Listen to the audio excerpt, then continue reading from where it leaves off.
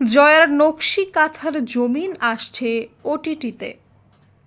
প্রেক্ষাগৃহের পর অবশেষে OTT platform আইস্ক্রিনে মুক্তি পেতে যাচ্ছে জয়া আহসান অভিনীত মুক্তিযুদ্ধ ভিত্তিক সিনেমা নকশি কাঁথার জমিন। এরই মধ্যে প্ল্যাটফর্মটি সিনেমাটির ট্রেলার প্রকাশ করেছে।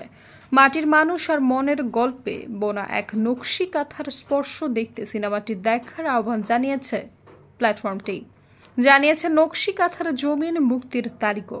প্রায় 2 মিনিটের ট্রেলার প্রকাশ করে আইস্ক্রিন জানিয়েছে রবিবার আইস্ক্রিন মুক্তি পেতে যাচ্ছে আকরাম খান পরিচালিত এই সিনেমাটি।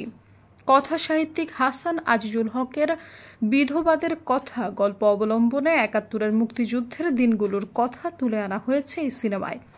এতে 2 বোনের চরিত্রে অভিনয় করেছেন জয়া আহসান ও ফারিহা শামস সেউতি।